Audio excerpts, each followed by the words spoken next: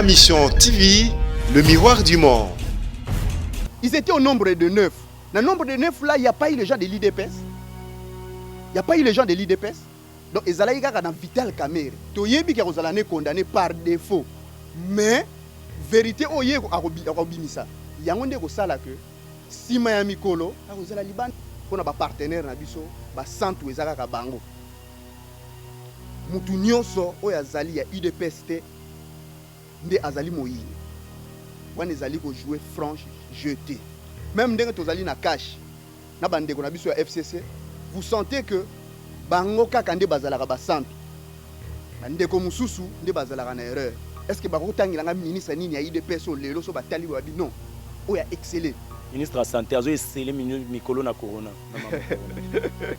Bandeko na biso ya UDPS. Finalement, on ne comprend pas. Est-ce que balingi que ba parti nyonso et côté en akati ya IDPS jusqu'à la preuve du contraire. Candidat ya cash, ticket ya cash, c'est Vital Kamerhe. Depuis ba signé accord wana, si le lot ba tikala ko changer en côté. Bazala ko bamba biso ba gaz lacrymogène là. Donc vous voyez bisangai que non, ba gaz auto la ko mela ya jaune wana. Oya pili pili. Donc biso ya INC tant to la ko mela ngo pili pili ya la ko soit différemment na ba ya IDPS. Ma mission TV, le miroir du monde.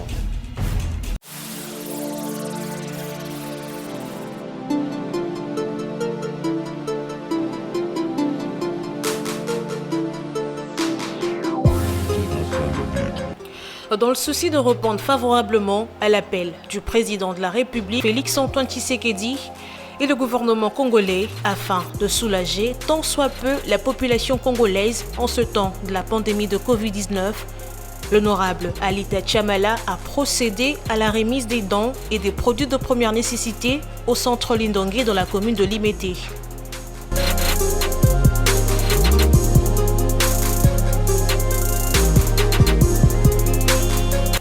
Toujours présent, mais représenté par Maître Frédéric Kwamba auprès du cardinal Fridolin Mbongo, l'honorable Alita Chamala a dans sa jupe vestiaire 3 conteneurs dont 50 cartons de mayonnaise, 100 cartons d'huile végétale, 200 cartons de tomates, 500 sacs de semoule, 500 sacs de sel de cuisine, 500 sacs de riz, 1000 cartons de savon Lecoq, 1000 paquets de jus, 1000 paquets d'eau de 75 centilitres et 1500 masques médicalisés, plus une enveloppe fermée.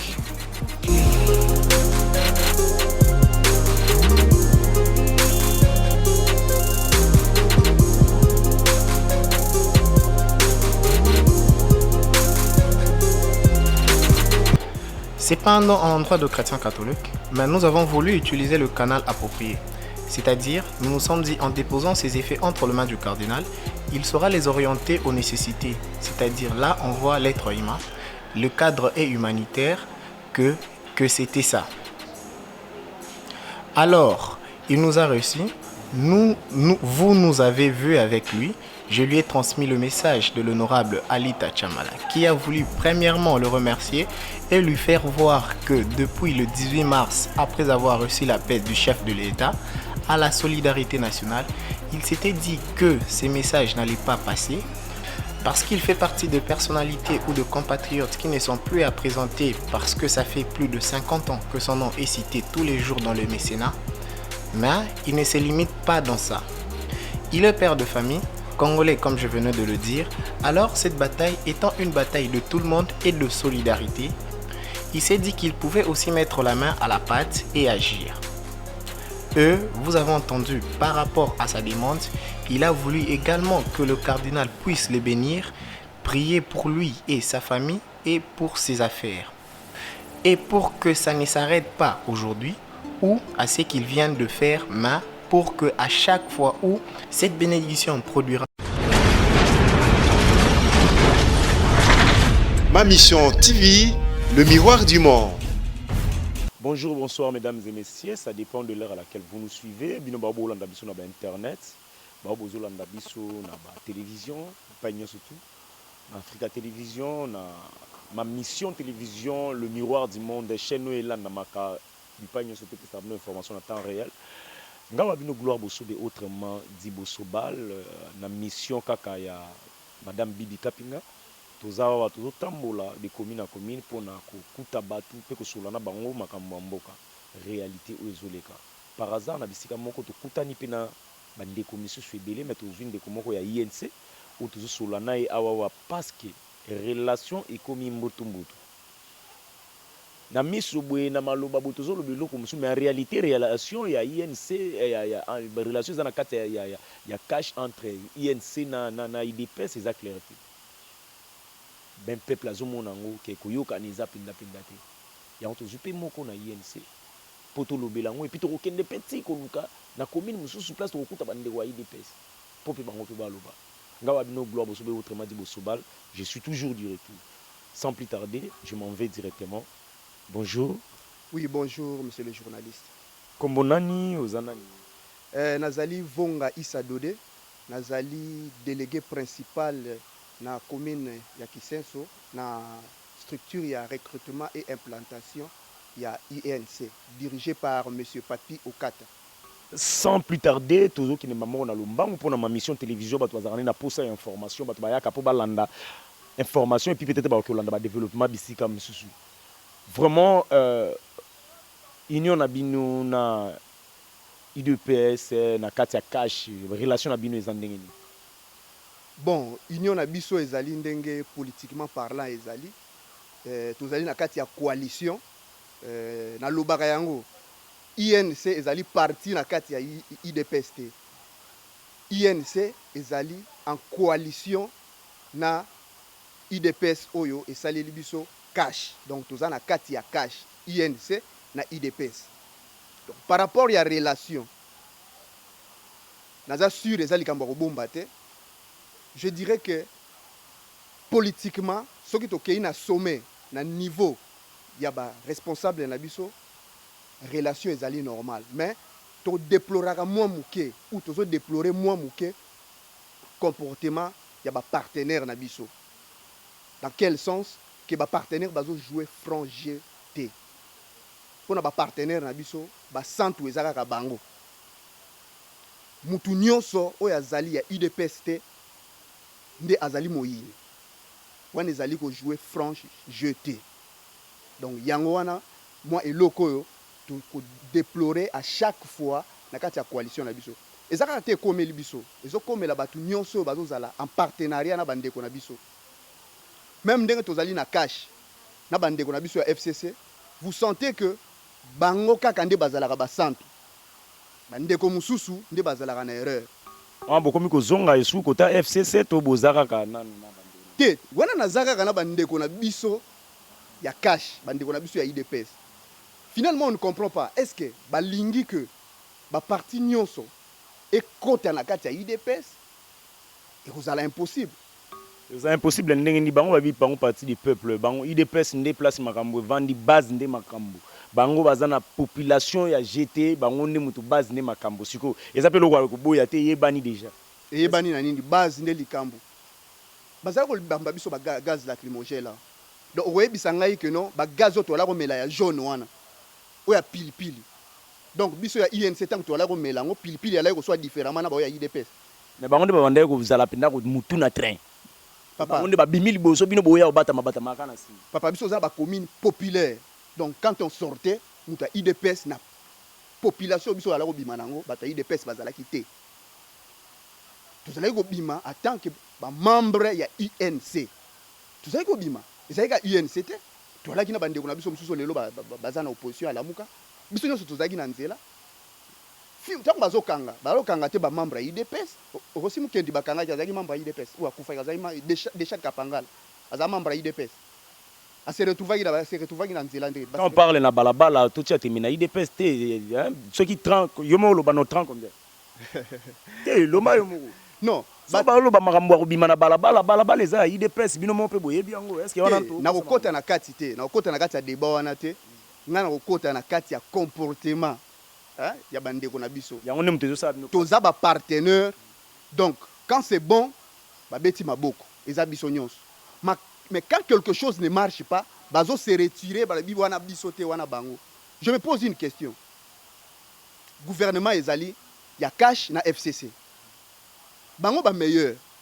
na kati ya gouvernement nini oyo IDPS aye nango na kati ya gouvernement oyo se démarquer na bato mosusu po ba ministre ya IDPS bazali est-ce que bakotangela nga ministre nini ya IDPS o lelo so batali babi non oyo exceller ministre de la santé azo exceller mikolo na corona na mama corona non ça atangeli na osala publicité ba média mosusu te mais essayer kolanda na média okoyoka papa totika ko makambo eze belé ya koloba na kati so lobi tokota na koti makambo koloba eze belé so bunda omoni te ke no tozolonga bakai bandaki komata ebele na minute topusa na malembe puis kala mingi ta déconfinement donc omona ke no tozokende bien otangi lobi na tanga moko aza excellent omona tangi le ministre Eteni ministre Eteni bon excellence félicitations. Merci.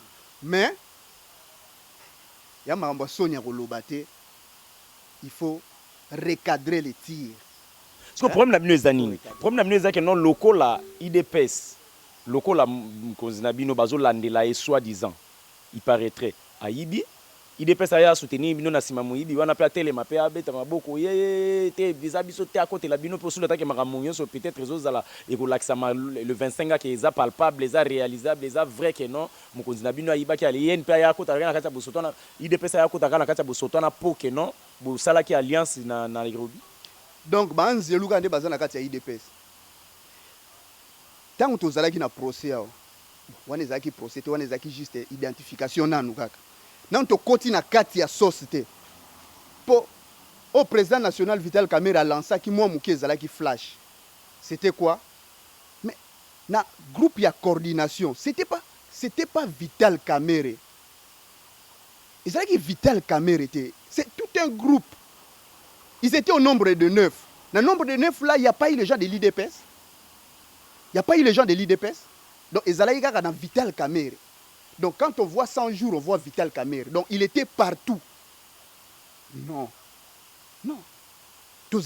Bazalaki 9. Et subitement, Moko Azo s'est retrouvé incarcéré. Et les autres. Tolingite. Yemoko lobito interférer na makambo ya justice te totika justice asala musala nango tozo interférer te mais tolingi te ba juge dictateur que no alingi asala kaka pour qu'on voie que non voilà oyo penza azo sala te mais bino nde boro bolobaki ke non bosa confiance na justice papa to keti na suka ka nde bolobaki na début ke non bosa confiance na justice bona confiance na justice bosa na confiance en oui confiance dans la justice. Mais tolobi tina suka bomo banga non to banga nini eloko nyasi procès bandaki na poisa bomo banga te procès bandaki na poisa ba oyo bazo lingande ya kukwe bima na poisa te ba mema biso peka procès continuer na poisa entre biso penda nini oya sika oyo monike non Kamerhe ko loba na procès o banda nyoso to babandi ko sala wana alobite nini oya sika yo monike ya robakisa te alobite à se présenter simplement alobi eloko te. Alors, il faut attendre. Non. Nini o ya sika ya robakisa na procès OK ya lobaki te kuna. Wana eza procès te. Wana eza ki ba interrogatoire. Wana eza nini na interrogatoire o ya lobite o ya robimisa ya sika o peuple ba yebite ba ozelango ya sika ba yoka o ya robimisa ngo le 25. Tango abimisa ki na comité de coordination bazalaki 9 peuple ayebaki yango. Ayebaki te. Atanga ki ba kombo. Atanga kombo ya quelques personnes.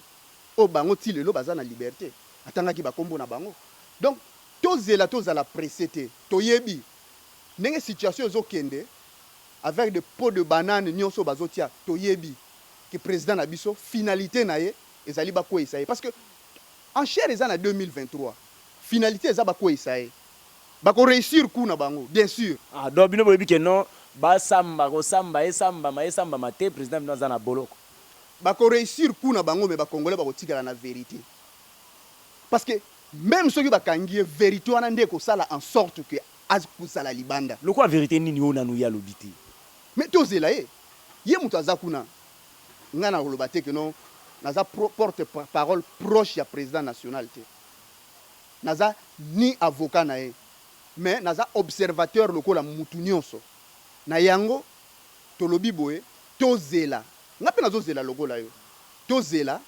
babosolo ekobima na kati peuple akoyeba bien que toyebi ke kozala ne condamné par défaut mais vérité oye akobimisa yango nde kosala ke nsima ya mikolo akozala libanda parce que vérité eza lokola mwinda babomba wana se ya mesa te bokomi na posa FCC hein? FCC posa nango na nini tozalaka na FCC tozalaka na FCC kutu te tozalaka déjà na président uta na PPRD tolongwa diakala tozala na posa nango te déjà mona longwa na libela mama azongi lokola makambo eyindi boye c'est comme si bokomi na posa na ye pe po asunga mwa te ozomona ngo te on a landi yo olobi ke non bandeko na bino wana atako likambo na ba partenaire musu bosangai na bango ya FCC bango ya bango ka ezaka malamu donc c'est comme si bokomi koluka ko se détacher na IDPS pour s'attacher encore na FCC est-ce que bosala sous force bozonga ne bozali liboso te toza toujours attaché na FCC toi na coalition toza attaché te mo boa attaché na compte ya cash et non na compte ya INC yemoko biso INC toza bateau to respectera ba principe donc pour attaquer FCC oui mais pour quelle raison biso tinda bato bakende ko nager te en tout cas FCC a commis mo centre na militaire FCC a comme mo centre te biso tinda bato bakende ko nager te biso to prometera bato te go te omoni mbongo bimaki 100 et comme batuni yo expliquer biso mbongo bimaki 100 ndenge nini okomo tinda bato bakende ko beta makofi te biso on accepte le présent pour le moment FCC as un partenaire na biso c'est tout à fait normal eza robomba na te eza eloko na inventé te FCC as un partenaire na biso pour le moment donc pour le moment toza na FCC bien que ceux qui te le bito kende au fond peut-être na makambo ekobima tobite FCC baza ba centre non loin de là ba congolais bazala contre ngai so na ba FCC baza ba centre mais pour le moment tozo diriger ensemble donc les bons na mauvais nyonso eza bilan na biso donc on doit s'assumer mais ba partenaire na biso nde oya IDPS balingi ko ndima yango te quand ce que zui pas ya voisin bango zui chaku bango ba beti maboko mais ce que libanga même libanga ne kwe pas na bango et comme problème donc état de droit pour na bande ko na biso ils allaient voir caméra en prison c'est ça l'état de droit mais quand il faut aller au parlement kabund destitution et comme les états de droit mais comment aux démocrates lingi élection te et ko leka par vote ceux qui kabund a raison tous en coalition donc voter contre destitution mais ceux qui te moniqué à s'expliquer à niveau à parlement et qu'il a tort poste des IDPS balobi peut-être que non mutazo louer là on a IDPS te IDPS azuka ka mutu mususu batie kabunde pe azana ekaka wana ne pe ba olo baraka no Vital Kamerhe pe rozate bazu mutu mususu na INC batie na place ya Kamerhe mais il est pas pacificateur tant ba kenda na Félix s'est retiré non facilement c'est quelqu'un qui ouais il komi kiti ça bakendaki na ntango balongwe na complot ya bandeko na biso ya lamuka na Genève baye ko se retrouver na Nairobi il s'est retiré à Tiki Félix c'est la même chose ça peut arriver demain c'est le pacificateur c'est tout à fait normal to comme na suka ya presque na suka ya émission na biso mutuna na nga ya suka lelo soki par exemple baké na procès et que non Kamerhe aza condamné est-ce que eku zalana be fait likolo ya relation na bino entre INC na IDPS non pas du tout pas du tout président Kamerhe côté azali d'abord ti lelo soué na ezali to consolider coalition na biso donc cash etikala bomoko et na ba partenaire na biso ya FCC tozala pona ko faire décoller ce pays. Attends, en 2023, vous allez représenter, mais vous allez ensemble. Tous allez représenter des points. Tous allez représenter. Ah, tu es le président a se retiré, donc tous allez représenter. Tous allez toujours. Tous allez, tous allez kaka. Na IDPS. Non, ça dépend. Ceux qui président décident que nous se désolidariser, on va se désolidariser. Mais ceux qui ont jugé bon, que tu continues, tu continues. Et ça, tu es le rôle à l'élo, et ça, non. Ce que Simbi Jean-Marc Kabund, et ça on dirait au Simbi président Félix, non, bandeko, moto dosé. Tous à la rappel objectif. Il y a quel lien entre le vice-président et le Sénat et le président de la République? Il n'y a aucun lien. Donc, biso, en 2023, jusqu'à la preuve du contraire, candidat à cash, ticket à cash, c'est Vital Kamerhe. C'est confirmé et depuis bah signé accord wana si les lots bah tikala ko changer en côté. Ce qui est changé, invité nga na koya na kolobela que non 2023 ezali sous bisoté. Mais pour le moment 2023 candidat c'est Vital Kamerhe. Kuna bazo nagise bato ke ba lokwa besoin insister ba wa ko nagise bino pe ndenge déjà bo kende wana. Te bango biso na bango to yebana. Kala même temps on est en opposition, tant on est en opposition. Même en opposition, bino bolo barate, opposition ils ont des IDPS binoté, bino boye sika et puis bozonga kala mingi na FCC ndenge to sentir. Papa ko umela na passe ezate que il faut pas ça retrouver parce que umela na passe. Non. Yo mo numéro meme kulusu no umela pendant longtemps na passe. Continuez on meme kulusu non. Ce qui biso to na to qui na passe na sima. Maintenant notre problème c'est quoi? Donc ce qui yo za ya donc il faut na bana kolela parce que yo kotama kili boso. Non. Bon on va se peler ko za la so qui 23 ans. babundi esimbi te esengaki mutu moko oyo tobengaka passeur décisif monsieur Vital Kamerhe. Donc soki asimbi okomi président ozwaka otie directeur ya cabinet okomi président asimbi Félix ye wana ti bana balongola bango na 37 ya opposition Maradona numéro 10 Vital Kamerhe mutu alongoli UDPS na 37 ya opposition. Mais dernier passe ye mutu apesaka te baélection esalami combien de fois yebisaka directeur ya campagne nini ou à réussir comme il deux présidents de suite n'a pas parti différent non c'est vrai que non bango il faut pas remercier biso parce que bisonde batu to sali que non bakata chaîne ya opposition sinon n'embêti de l'eau bazara kuna. Merci beaucoup. Moi, Vino Gloire Bossobe, autrement dit Bossobal, l'info initiative. Je vous laisse. Je pense que notre compte presque na souka, liloba souka aux anango pour na. Te liloba souka ezali kaka na osenga na ba partenaire na biso ya UDPS comme ya FCC la sincérité. Ensemble to gagner. Na ba dispute ezana ni tête ni queue. Et quoi porter le moroté na ba congolais baza na poser ba dispute na biso wana te ba élection non kende ko nager mususu alobi ote na ko paralyser non baza na besoin na ngote bon un exemple à Vital Kamerhe justice ebendi akei balobi fanda na boloko afandi to tie makelele te bino ezate so ba bi non soko simbi yuma na ko paralyser te. Oh non, c'est possible, bon, qu'il ne nager, non. Il va porter le roman à Congolais, tous à la serein, ensemble, Tokolonga. Biso parti na biso union pour la nation congolaise, donc, terre à biso unité, donc, bomoko. Donc, na yango, na rosenga, tous à la sincère. Merci beaucoup. Nous, c'est l'info initiative. Nous diffusons sur Africa Télévision. Il y a le numéro là-bas en bas. Si vous avez besoin, Yopo Loba, vous en avez besoin nini? Benga numéro anana izana C ou soit au bengi ba numéro oyoyo to PCO. Merci. Quant à moi, je vous laisse Gloire Bossobo, autrement dit Bossobal. Je vous salue. Bye. Ciao.